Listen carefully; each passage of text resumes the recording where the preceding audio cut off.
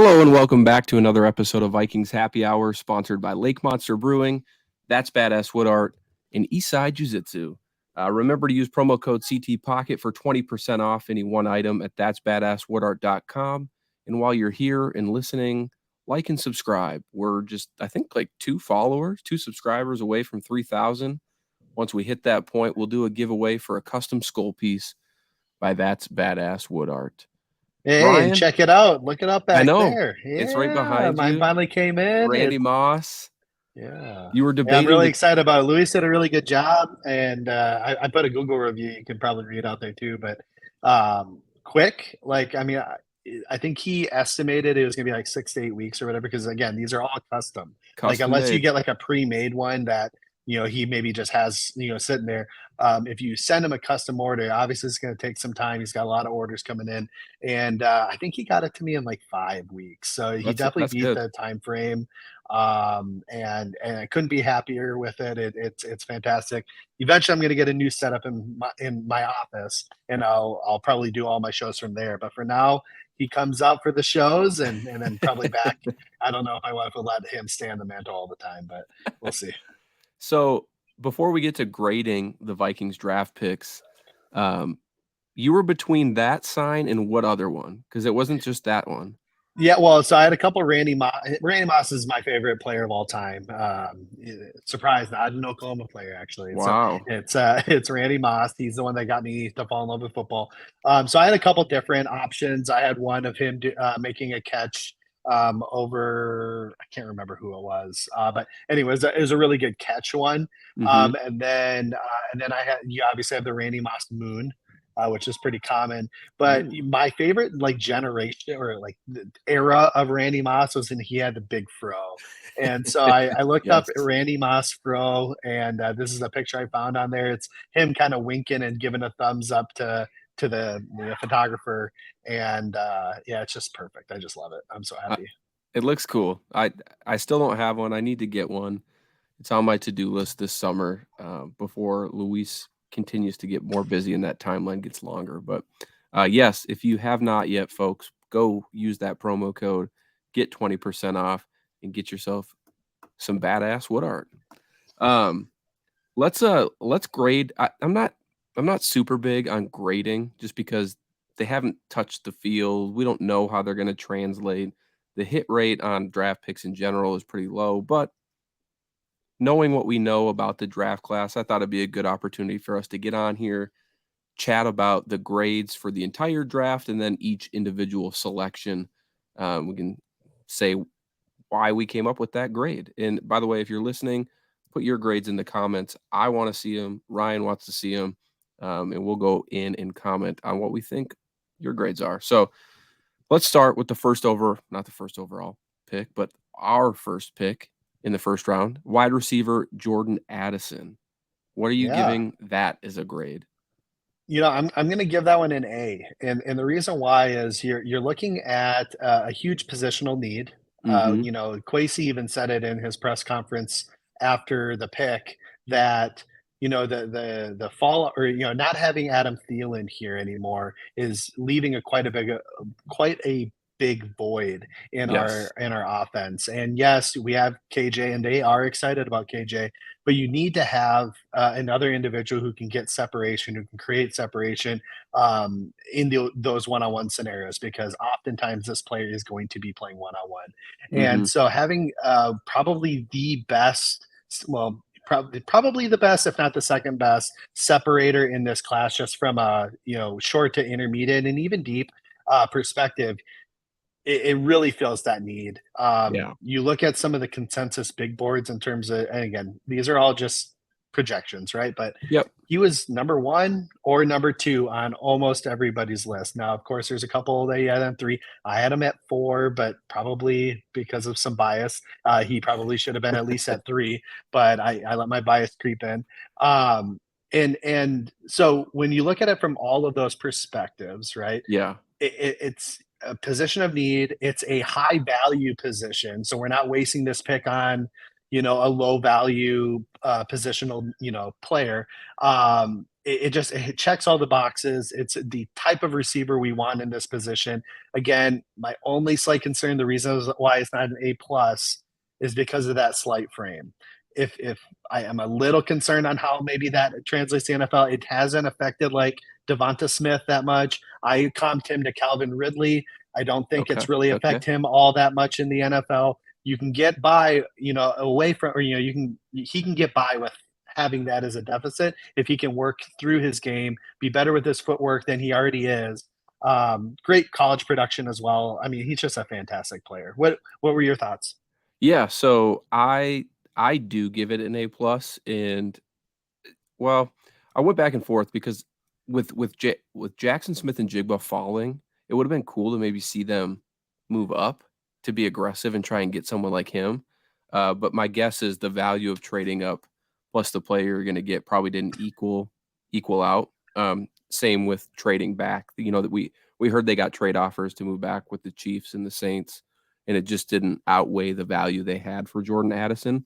But I'm still going to give it an A plus. I think it's very rare that a need on your team lines up with the value that you're picking at. Like it was just a perfect match. The board fell as well as you could ask for the Vikings to where they still wound up with one of the top wide receivers in this draft class. And all the points that you listed, he's going to be able to step in day one, uh, elevate this offense to hopefully what we expected, honestly, with Adam Thielen. I know we don't want to like badmouth Adam Thielen because I do think he was a very good player for us. I do think he dropped off a little bit last year, though he also did have plays where he was open. He just didn't get the ball, and that's part of Mix of playing both. opposite Jefferson. But I think Addison's really going to take advantage of a lot of those opportunities that maybe Thielen couldn't at his final stage of his career here. So yeah, A plus home run pick for me, and it really got me excited for day two, which I think you've come around on a little bit. I've kind Quite of a bit, actually. I've kind of stayed the same. I don't know enough about Makai Blackman quite yet. So the grade for me is like a C plus. And the reason I give it a C plus is I don't know. There were just other prospects in my mind that I would have liked to see them take at 87. And then just to also trade back. I didn't particularly enjoy that. Though Love the trade back. Loved they it. they were saying that they were going to consider Blackman at 87 anyway, so why not? So I for me, jury's still out. Average C plus, so it's a little bit better than average. But that's kind of where I stand on it. Yeah. So obviously, I had a pretty gnarly moment there when that pick was made. You need to take Um, pride in that moment. yeah, I mean, I should. I overreaction central for sure. But yes, it was fun. It was a fun moment. I think the show. I've had a lot of comments that on a negative, but I've also had a lot of people reach out like that was hilarious, like whatever, Yes. right? So we'll own it. We'll wear it like like a patch on the chest. But So you've come after around though.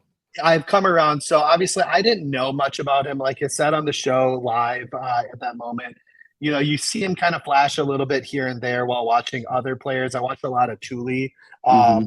on that USC defense. A big fan of him, and hopefully he does well. I think he went to the Chargers. I think he'll be a great fit there. Yes. Um, and he would pop every now and then. But so actually going and watching specific tape of him, I got to watch a UCLA game. I got some hands on shoot, what were the other two games? So I watched three games total, but again, these were like late nights, and some of them were even just highlight things.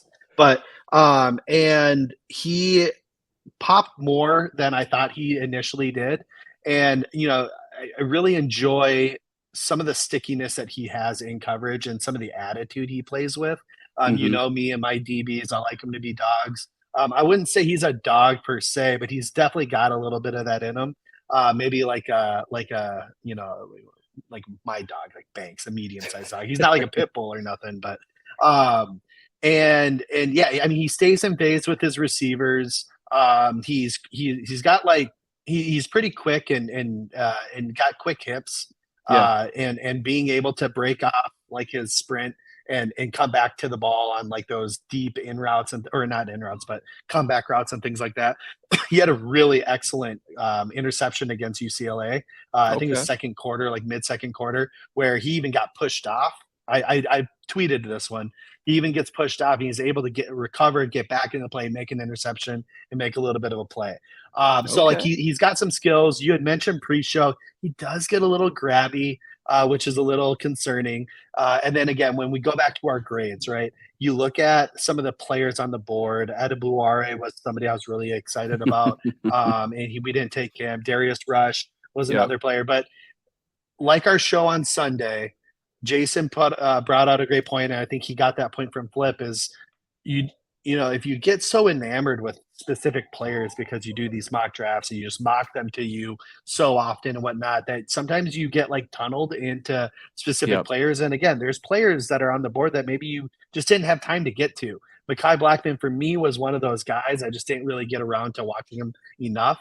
And I think I missed a player there. I think I missed a player that is actually has potential. I'm going to give it a B grade. I think that Okay. Okay. I think he has potential to be a good player, and he's got some versatility to his game. So nickel outside, he's primary outside, but he can play a little nickel too. Okay. Okay. Well, let's shift to our fourth round pick here then with LSU safety cornerback, kind of a hybrid defensive back here, Jay Ward, who I just started watching a little bit more tonight, and I can see why this team likes him, specifically Brian Flores. But I'll let you go first. Yeah, I'm gonna also give this a similar grade as a B. Again, there's some concerns to his game, but for the most part, it's hard to like pinpoint them because we don't know what position he's getting drafted for. Like they said cornerback, but like I doubt he's an He's outside going to corner. line My up guess is it's everywhere. nickel. It's going to be safety. Kind of play the who's that player for Flores, that Oh, safety nickelback. Minka Fitzpatrick. No, his Dolphin days. I'm drawing a blank on his name. Not Jalen Mills. Anyway, sorry, I don't want to burn I'm off gonna the look while show's you time keep here. talking. Yeah, yeah. It was the guy that like we were all like, oh, Flores needs this guy because he followed him from New England, I think, to the Dolphins. But anyway, it's kind of jack of all trades guy. Eric Um, Rowe. Eric Rowe, that's it. There we go. Um, We got he's you. going to find it. I think he's going to play that role of, hey, we need you to play safety. We need you to play nickel. Hey, actually, we're going to run a dime and you're playing linebacker, right?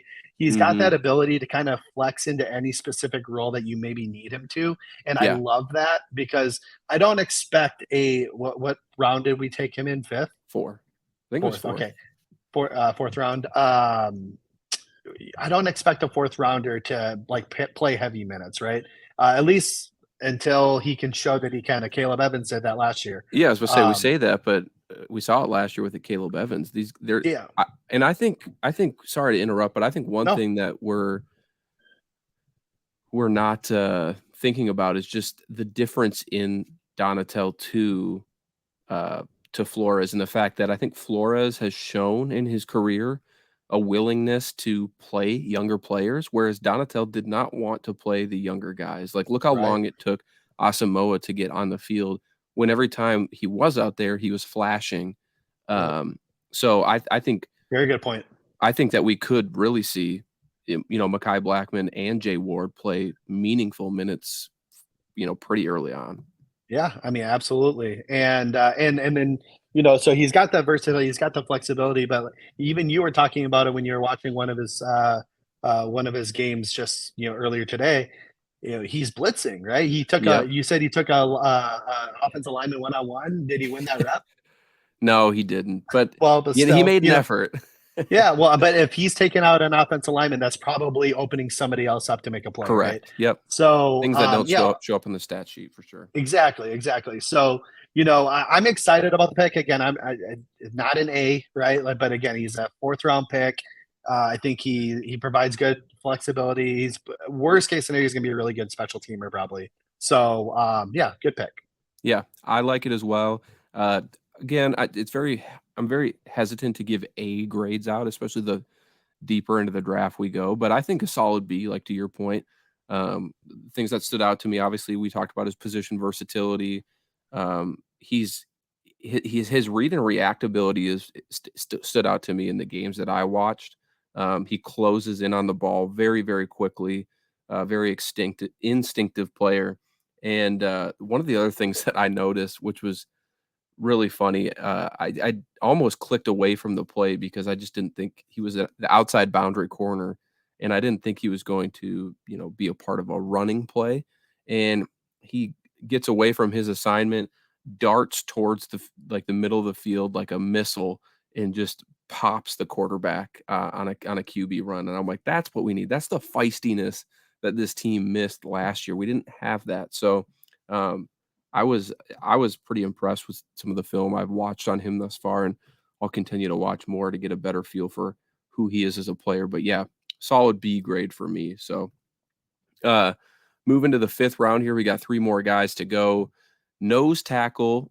I gotta say it right because the pronunciation came out. It's Jaquelin Roy, not Jacqueline Roy, which a lot of fans were saying early on. It's Jaquelin Roy. It's the nose tackle out of LSU. You've kind of watched him. I have not yet. I'm only through Jay Ward. You're muted right now, by the way. My bad, my bad. I had a cough.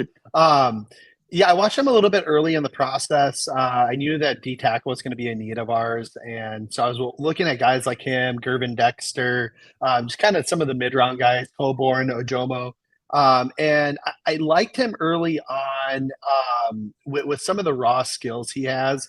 My concerns with him was more just like consistency and effort. Sure. At least on a play to play basis, you kind of watch and you see yeah, it seemed like, and again, I don't know exactly what the scheme is entailing in scenarios, but it almost seemed like he maybe took a couple plays off here and there. He doesn't have a lot of starting experience. He only really started starting games this year, but he was a Mhm. rotational piece last year that was relatively effective.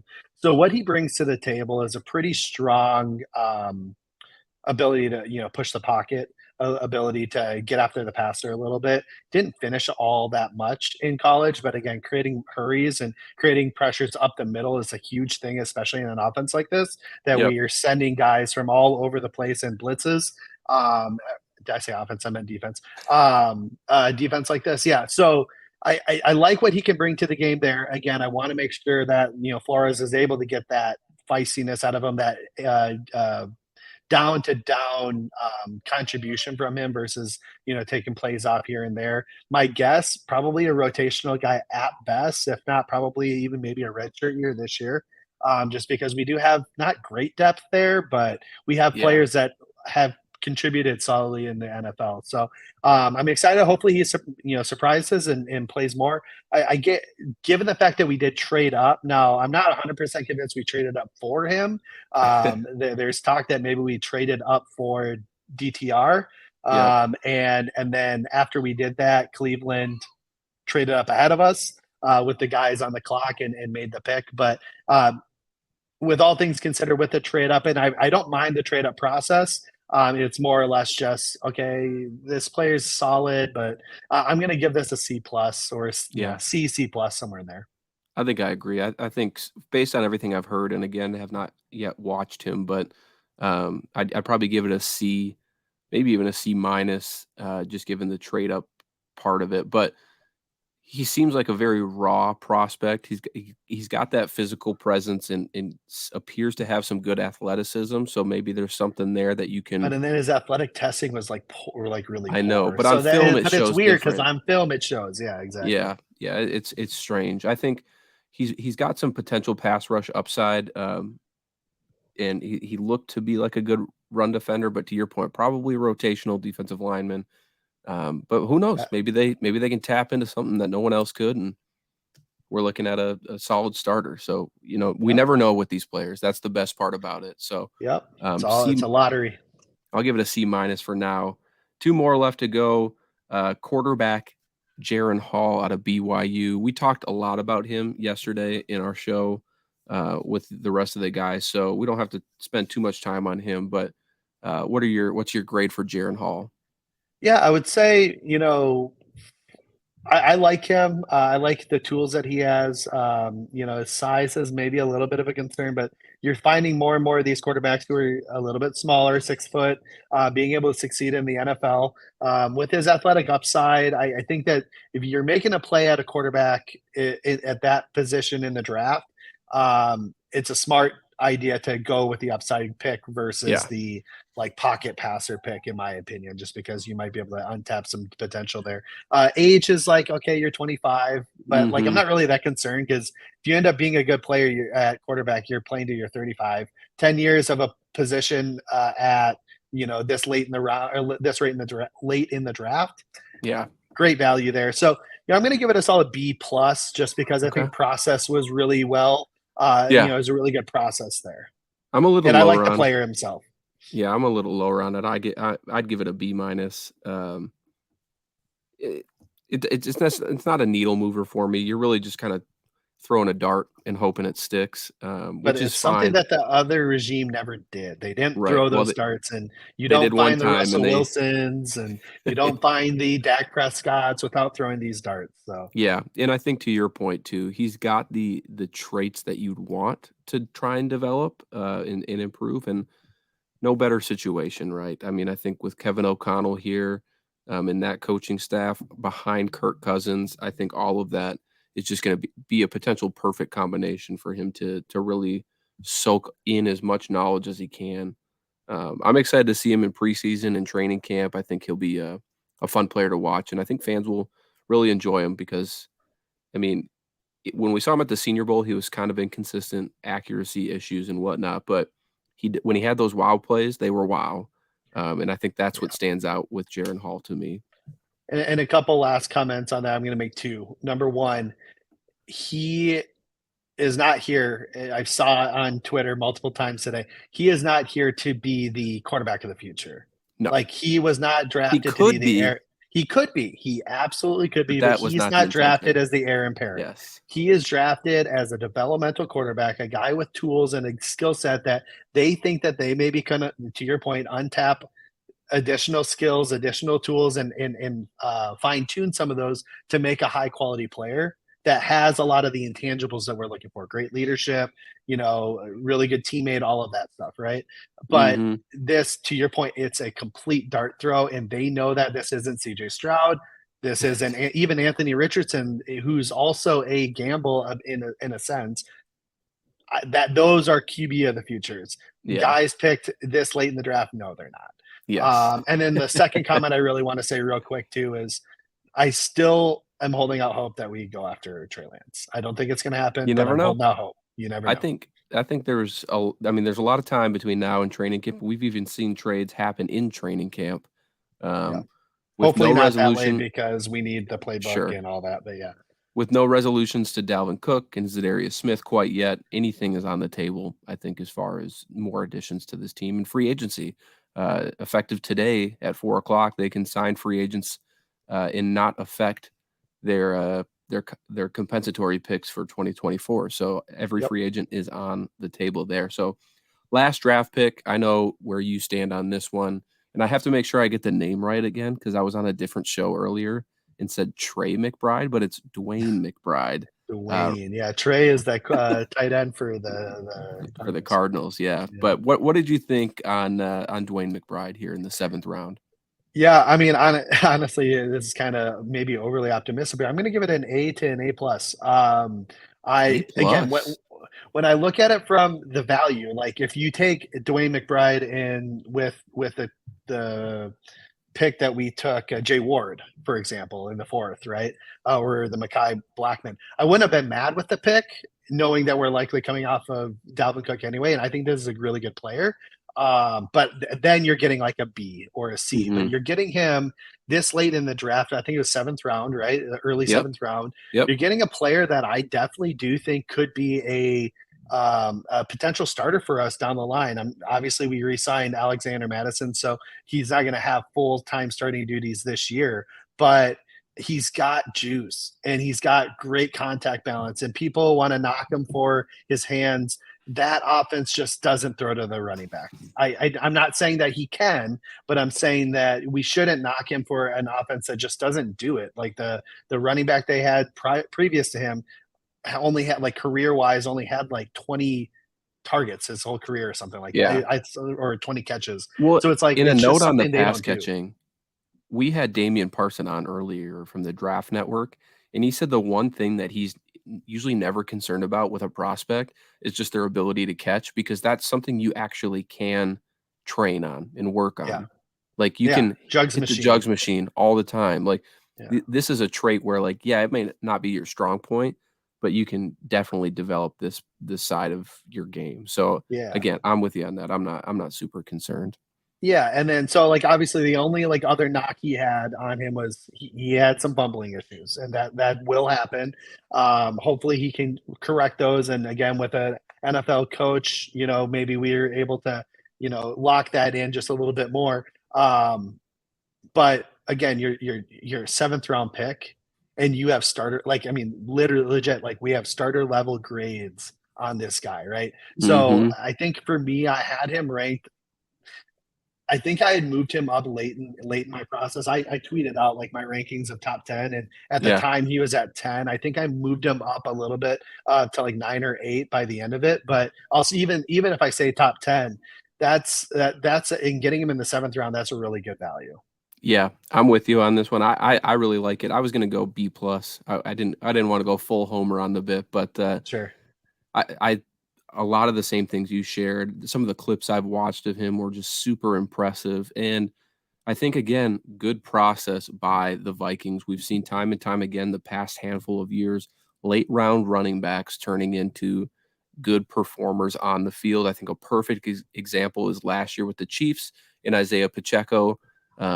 He turned into be a not they're not the same player. I'm not saying that at all, but he just turned into be a very good player, and it's proven. You don't need to have these top running backs signed to big dollar amounts in your backfield. And I knew this shift was probably coming eventually with Kevin O'Connell, the whole running back by committee, but I think with this move, the rumor swirling about Dalvin Cook, it almost solidifies the fact that this will be at least a two-headed, maybe even a three-headed backfield with Madison, McBride, and Chandler. I don't see Kene Nwangwu competing for a running back position. I think he's primarily a kick returner, but And, yeah, and again, this might make him expendable at this point. Granted, he's a great kick returner, but sure. there's players can play. There's other players that can potentially do that. Jalen Rager, Jalen Naylor. I mean, there's guys that potentially could fill into that role.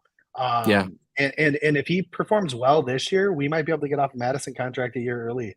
yeah, Like, and have a two-headed monster. Hopefully, if Ty Chandler can kind of show to be a good third down back or something like that, then you'd have that kind of two-headed monster. So. yeah, absolutely. And Well, real quick, I know they're not, these aren't draft picks. I'm not going to go through each one. How would you rank our UDFA class, like, as a whole? yeah, so I only really know 2 of them, and it's Ivan Pace Jr., which we've talked about extensively on this show, and Andre Carter, the edge from Army. And just with those 2 alone, I'm willing to give that like a home run hit. Yeah, Like, that is, I think, just those 2 players alone, which many projected to go maybe 4th or 5th round. If you can somehow get those guys in here, develop them quickly, I wouldn't be surprised if both of them end up with a roster spot by the time the season rolls around. I think they're both that good. Andre yeah, Carter's a little bit more raw, so maybe they try and squeak him on the practice squad. But yeah, I'm excited. I think Brian Flores paired up with Andre Carter, it could be scary. I think he could really tap into that potential. So the rest of them I haven't really looked at quite yet, but from everything yeah. I've read, looks to be like a good class. So I'll give it a B plus. Yeah, if we would have been able to land one or two other additional players that I was really excited about, Starling Thomas out of UAB would have been a pairing him with Dwayne McBride, bringing UAB cat here. I liked him at cornerback a lot. I would have taken Eli Ricks at corner as well, just because Yeah, he has, like, the name, and he's got some pedigree to him, and hopefully he can. I want that kid to succeed, just because I feel like he went from a first round potential pick down to a undrafted free agent. That's tough. for It's a Inigo. rough So, one. and then so one of those corners, and then Brandon Joseph at safety. I really liked him. I actually Yeah, had him in my top 10 for safety as well, and he went undrafted. So, and I think he'll be a good player. So if we would have been able to land one of those three guys, that would have been an A for me. So I'll give it like a B plus. perfect, perfect. Well, if you're listening or watching still, let us know your grades. We went through each pick and then just ranked or graded the whole undrafted free agent group. So drop it in the comments. Let us know what you think, and we'll go respond to those comments as well. And remember, be sure to like and subscribe. We're thinking about doing some film breakdowns on some of these prospects in the coming weeks, and we have a lot more coverage for the Vikings continuing. So until next time, everybody, Skol Vikings.